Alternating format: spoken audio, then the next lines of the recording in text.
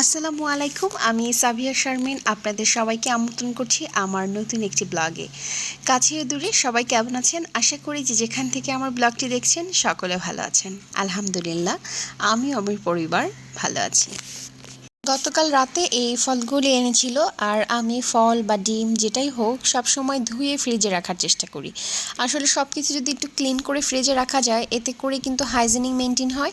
তার সাথে সাথে আমি নামিয়েই অল্প একটু ধুয়েই আমি বাচ্চাদের খেতে দিতে পারি।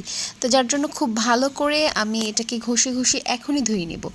ধুয়ে এটাকে সুন্দর করে মুছে প্রসেস করে আমি ফ্রিজে রেখে দিব।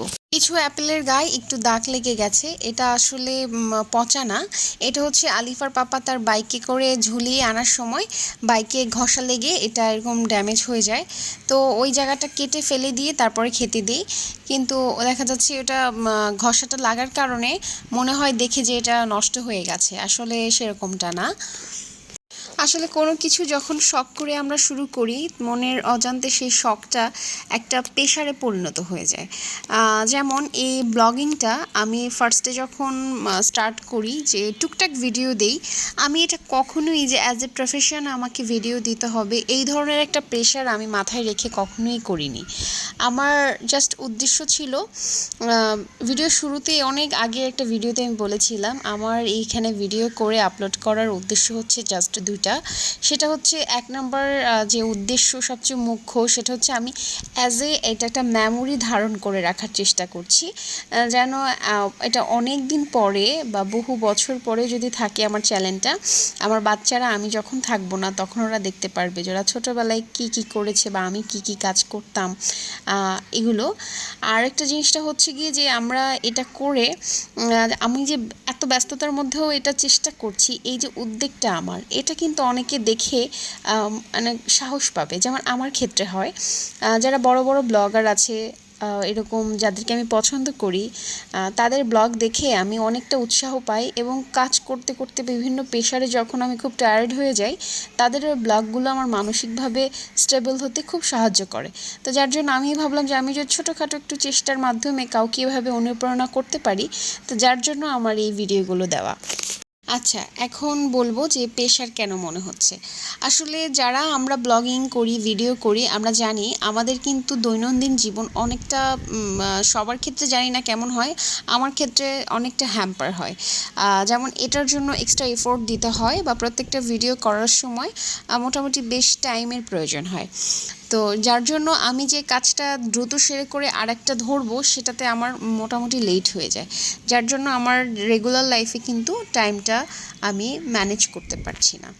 আর আমার যেহেতু দুটা ছোট বেবি নিয়ে সংসার, সো আমার যেহেতু কোনো হেল্পিং হ্যান্ড নাই বা আমার বাসায় অন্য কোনো মানুষও নাই, আর যার জন্য টু জেড একটা সংসারের কাপড় ধোয়া থেকে শুরু করে রান্নাবান্না, ঘর মোছা, ঘর ক্লিন, বেবিদের খাওয়া, এভরিথিং আমার একা করতে হচ্ছে। তো তারপরে গিয়ে যে এইটা করাটা এটা আমার জন্য অনেক বেশি প্রেশারের হয়ে যায়। কিন্তু আমার সাথে এরকম অনেকেই আছে যাদের শুরুর দিকে অল্প সাবস্ক্রাইবার ছিল, তাদের এখন প্রায় 1K 2K হয়ে গেছে, কিন্তু আমার এখন পর্যন্ত 200 হলো না। তো এটা যখন দেখি মনটা ভীষণ খারাপ হয়ে যায়, কিন্তু যখন আবার এইটা দেখে একটা নতুন উদ্যোগে শুরু করতে যাই তখনই আমার জন্য প্রচণ্ড প্রেশারের হয়ে যায়। কথা বলতে বলতে ভিডিওতে কি করছি সেটা একটু বলে নেই। সকালবেলা নাস্তার প্রিপারেশন নিচ্ছিলাম, আমার ছোটো ভাইকে চা করে পরোটা ভেজে দিলাম, আর আলিফার পাপার জন্য আমার যে ডাল বাটা ছিল ওইটা ভিজিয়ে রাখলাম, বড়া করে দিব, উনি ভাত খাবে। আর চুলাটা খুব নোংরা হয়ে গেছে, এই যে ওইটা ক্লিন করব আজকে। এবং এই যে বড়া ভেজে নিচ্ছিলাম, এখন আলিফার পাপাকে খেতে দিয়ে দিব। একটা মানুষ একসাথে অনেকগুলো কাজ করতে পারে না, আসলে সর্বোচ্চ একটা কি দুটা কাজ করা সম্ভব হয়। দেখবেন যারা ওয়ার্কিং লেডি থাকে তাদের কিন্তু ঘরের অবস্থা একদম বেহাল থাকে।